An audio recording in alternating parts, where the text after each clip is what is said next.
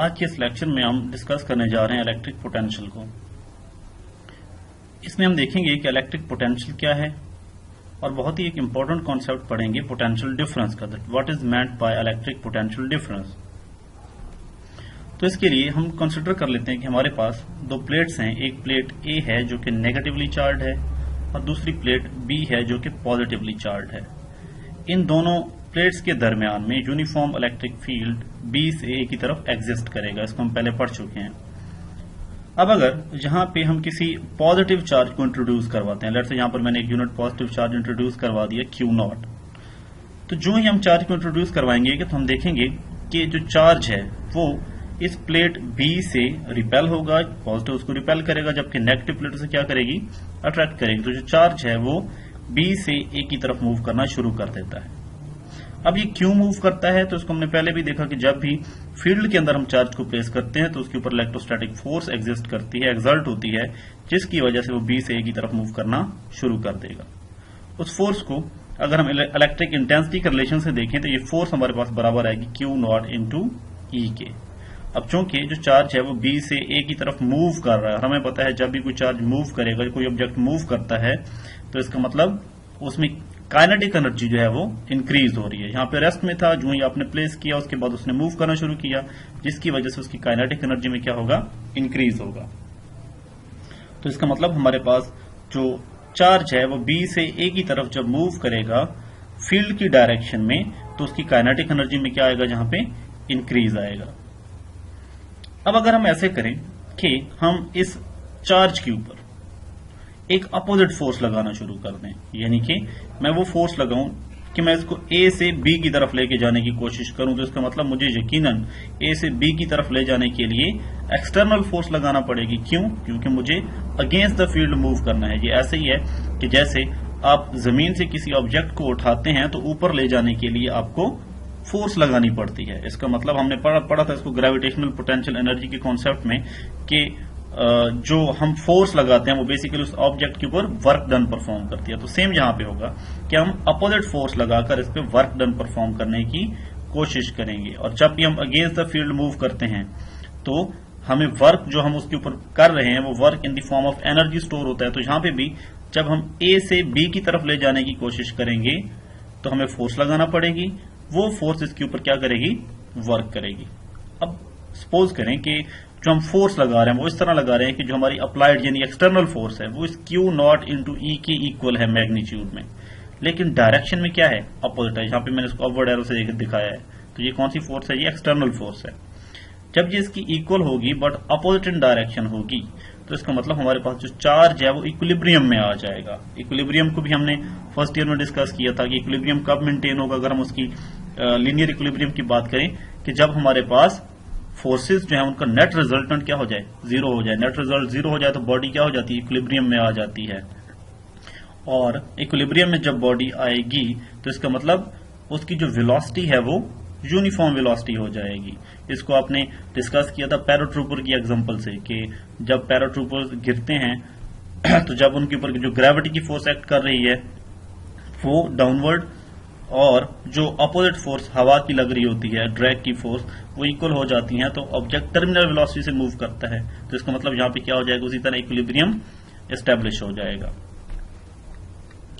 अब जो हमने फोर्स लगाई एक्सटर्नल फोर्स, वो क्या करेगी, उसकी पोटेंशियल एनर्जी में चेंज लेके आएगी, और ये पोटेंशियल एनर्जी में चेंज जो है वो किसके बराबर होगा, जितना आपने उसके ऊपर क्या किया, वर्क डन किया।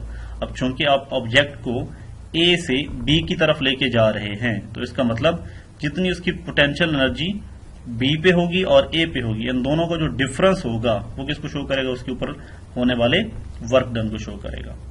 अब यहां से हम पोटेंशियल डिफरेंस के कॉन्सेप्ट को पहले डेवलप करते हैं कि पोटेंशियल डिफरेंस है क्या। देखिए हमने क्या किया, यूनिट चार्ज के ऊपर हमने फोर्स लगाई, उसके ऊपर वर्क किया अगेंस्ट द फील्ड, जबकि हमने क्या किया, इक्वल फोर्स लगाई थी Q0 ई के, लेकिन अपोजिट डायरेक्शन थी, तो हमने इक्विलिब्रियम को भी मेंटेन किया था।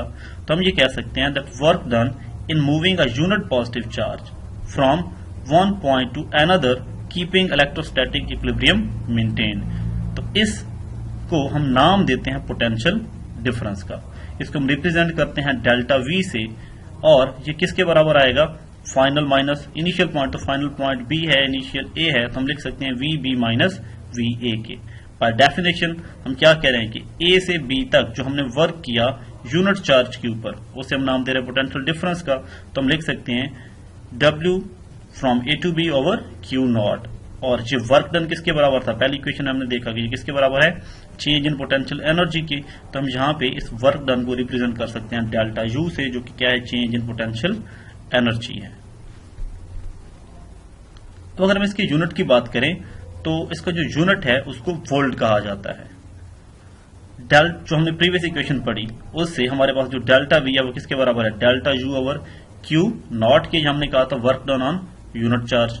अब यहीं से हम इसका रिलेशन डेवलप कर सकते हैं। इसका यूनिट क्या हो गया, वोल्ट, तो यहाँ पे आ गया 1 वोल्ट। इनके अगर हम यूनिट लिखें यानी पोटेंशियल एनर्जी या वर्क का, तो ये क्या होता है, जॉल होता है, तो यहाँ पे 1 जॉल ओवर चार्ज को यूनिट 1 कूलम। अब इस रिलेशन से ही हम इसको डिफाइन कर सकते हैं कि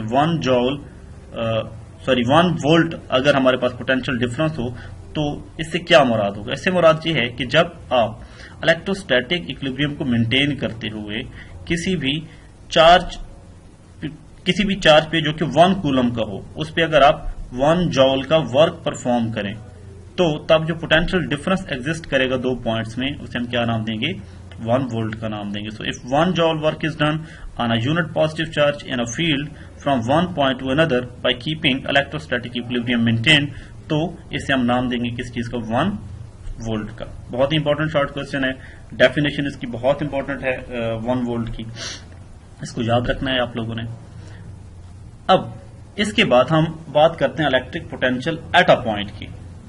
जिस तरह आपने ग्रेविटेशनल पोटेंशियल एनर्जी में पढ़ा था that potential energy due to a point, तो सेम उसी तरह का ये कॉन्सेप्ट है electric potential at a point, क्योंकि दोनों की दोनों जो हमारे पास फोर्सेज हैं, इलेक्ट्रोस्टैटिक फोर्स और ग्रेविटेशनल फोर्स, ये फील्ड फोर्सेज हैं, तो दोनों के लिए कॉन्सेप्ट तकरीबन सेम ही है। अब उसमें भी हमने कहा था कि उसमें हम जो अपना पॉइंट लेते थे वो इन्फिनिटी पे लाया करता था, तो सेम हम यहाँ पे अगर ये मान लें कि जो हमारा पॉइंट ए है, यानी जो जहां से हम ऑब्जेक्ट को स्टार्ट करवाना शुरू कर रहे हैं, पॉइंट ए जो है वो लाई कर रहा है लेट्स सपोज इन्फिनिटी पे। इन्फिनिटी से मुराद क्या है, आउट ऑफ द फील्ड। तो जब वो आउट ऑफ द फील्ड मौजूद है, इसका मतलब वहां पर फोर्स भी एक्सर्ट नहीं होगी, फील्ड ही मौजूद नहीं होगा, तो वहां पर ऑटोमेटिकली जो पोटेंशियल है वो भी क्या होगा, 0 हो जाएगा। तो वी ए हमारे पास आ गया 0 के इक्वल। तो अगर हम इनका डिफरेंस देंगे V B minus V A, यानी पोटेंशियल डिफरेंस, जो बराबर होगा work done from A to B और क्यू नॉट, जिसको हमने पहले डिस्कस किया। अब चूंकि वी ए 0 है तो इसका मतलब ये वैल्यू क्या होगी, 0। तो potential at point B, V B becomes equal to work done over Q naught. अब अगर इसको मैं जनरल फॉर्म में लिखूं, यानी इसमें सब्स्टिट्यूट को ड्रॉप कर दूं, यहाँ पे बी और इस बी को ड्रॉप कर दूं, तो हम लिख सकते हैं that V is equal to W over Q. तो किसी भी सर्टन पॉइंट के ऊपर फील्ड के अंदर जो पोटेंशियल होगा वो वर्क ऑन दैट चार्ज होगा। बेसिकली ये भी होता पोटेंशियल डिफरेंस ही है एक तरह से, लेकिन इसमें हम क्या मान रहे हैं कि हमारा जो पॉइंट ए है वो आउट ऑफ द फील्ड लाई कर रहा है। तो हम इसको डिफाइन कैसे कर सकते हैं, that is electric potential at a point is equal to, field के अंदर किसी भी पॉइंट के ऊपर जो पोटेंशियल होगा वो बराबर होगा work done in bringing a unit positive charge from infinity to that point. कि अगर हम इन्फिनिटी से उसको उस सर्टन पॉइंट तक लेके आते हैं फील्ड के अंदर, तो जितना हमें उस यूनिट चार्ज के ऊपर वर्क करना पड़ेगा वो क्या कहलाएगा, उसका पोटेंशियल एट दैट पॉइंट कहलाएगा। यानी अगर हम इन्फिनिटी से उसको पॉइंट बी पे लेके आ रहे हैं तो वो जो पॉइंट बी है वो क्या होगा हमारे पास, पॉइंट बी के ऊपर उसका क्या कहलाएगा, इलेक्ट्रिक पोटेंशियल कहलाएगा।